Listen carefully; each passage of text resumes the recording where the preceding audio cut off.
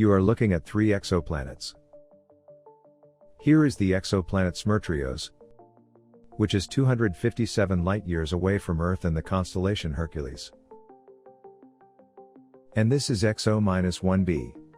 It is 630 light-years away from us, located in the constellation Northern Crown. At a distance of 1030 light-years in the constellation Andromeda is the exoplanet WASP-1b. All of these exoplanets are far from the solar system, in completely different locations, and orbit different stars. However, they have a lot in common. The 3 of them belong to a class of exoplanets called hot Jupiters because they are all massive gas giants, with the mass of Jupiter or more. Located very close to their stars, much closer than our Mercury to the Sun. Owing to this close distance to the star, they are very hot, with the surface temperatures reaching 2300 Kelvin. This is the most common type of gas exoplanet nowadays. Here we will make a short digression and remind you. An exoplanet is any planet in our galaxy outside the solar system. Gas and rocky planets are exoplanets. I remind you, because, as it turns out, not everyone still knows this. Now back to our home solar system. It is built in a remarkably clear pattern. Look, the small rocky planets, Mercury, Venus, Earth, and Mars, are closer to the Sun. The large gas planets, Jupiter, Saturn, Uranus, and Neptune, are farther away from our star. And the asteroid belt separates these 2 areas of the system. It would seem that there is a simple explanation. As the star formed, the intense energy of its newly formed stellar wind tended to push lighter elements, such as hydrogen and helium, into the outer regions of the nascent system, leaving behind only rocky material, the heavier elements. It is tempting to imagine that most stellar systems would follow a similar pattern, with rocky planets on the inside and gas giants on the outside. Do you see any difference between those distant star systems and our solar system? Most of the exoplanet systems detected by telescopes are different from ours. A gas exoplanet far from its star is a rather unusual phenomenon. It's more like our solar system is the exception rather than the norm. Our Jupiter is the largest planet in the system and the most mysterious one. Its most intriguing mystery is its place of formation. One way to classify exoplanets is by the energy they receive from their star. Hot worlds such as Mercury and Venus in our solar system. Warm, possibly habitable, worlds such as Earth and Mars, and cold exoplanets such as Jupiter and others. The limitations for a particular system depend on the energy produced by a particular star. But this gives a good idea of near, mid, and far-flung exoplanets.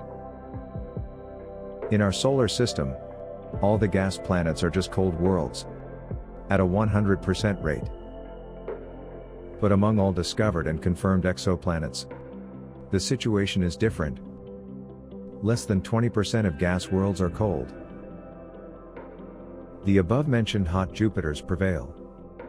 But wait, how can exoplanets be detected? After all, they are so far away, and the parent stars shine so much brighter. Nowadays, there are several detection methods, and we will highlight 2 of them. Transit method. As an exoplanet rotates, it passes in front of the star, partially obscuring it. The size of the planet is much smaller than its stars, which is understandable. The transit method is the most, so to speak, fruitful in the number of exoplanets discovered. The leader in discoveries is the Kepler Space Telescope, which worked using this method. Doppler method. Let's assume some star has its own exoplanet system.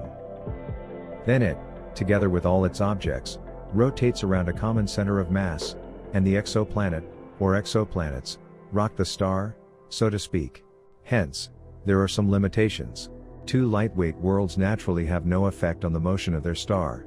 Also, The very effect of the rotation of a heavy planet with a large rotation radius may drown in the noise of its star. There is also the method of pulsar timing, the method of gravitational microlensing, the astrometric method, and of course, the direct imaging of exoplanets. Each of these methods is far from perfect, and each of them has its drawbacks. We'll talk about that some other time. But even if we take into account all the biases, it turns out that hot Jupiters are much more common than cold ones.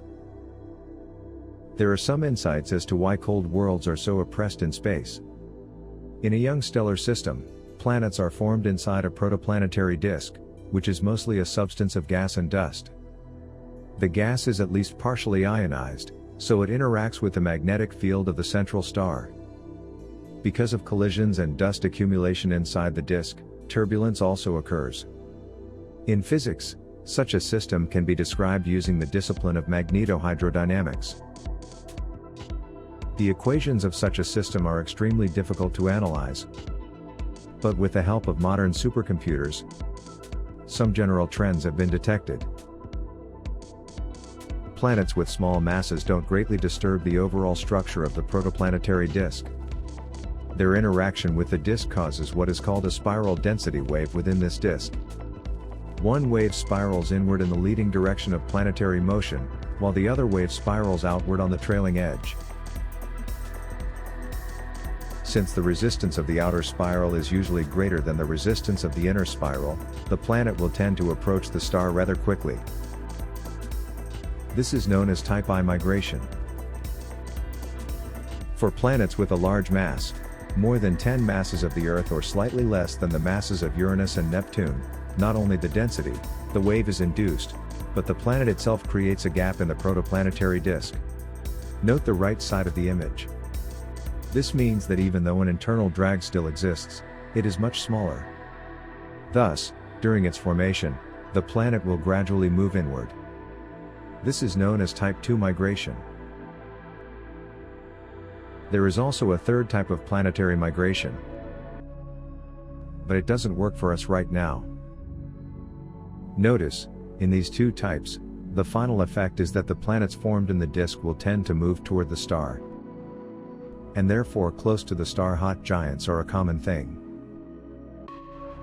So why was our Jupiter formed so far from the Sun? According to the same computer model, probably Jupiter began to form at about the same place where Mars is located now. Because of the drag forces of the early solar system, it had to migrate toward the Sun, perhaps within the limits of the modern orbit of Venus. And if it were not for the gravitational interaction of Saturn, our big brother would be a hot Jupiter. The two planets went into gravitational resonance, with Jupiter making 3 turns for every 2 of Saturn. This 2 to 3 resonance gradually pushed both gas planets to the outside of the solar system. Subsequent interactions also pushed Uranus and Neptune outward. Jupiter's journey through the inner solar system explains why there are no hot gas worlds in our solar system. It also explains why we don't have a super-Earth. This is a class of rocky exoplanets with a mass greater than Earth's, 1 to 10 masses, but at the same time much less than the mass of gas giants. Such worlds are very common in other star systems. And in our case, it turns out, the journey of Jupiter cleaned out all the young super-Earths from the inner part of the solar system, not giving them even a chance to form. Our current rocky planets, Mercury, Venus, Earth, Mars, on the other hand, began to form later, and therefore appeared much smaller than the super-Earths. You might ask why we have examined the methods of detecting exoplanets? There is one small but important detail. So far, we can only observe large, massive planets, often gas giants and super-Earths, because they are easier to detect than small, Mars or Mercury-sized planets. That's why the statistics in their favor are so overwhelming compared to less massive planets. We still have many exoplanets and many surprising worlds to discover. Except that no statistics can negate the fact that gas giants are more likely to be much closer to their stars than in our solar system. There are many versions about the migration of Jupiter in the solar system, but we have told today about the one that we consider the most logical, based on observations of other stellar systems and their formation. But if you disagree with this version, then write your own in the comments.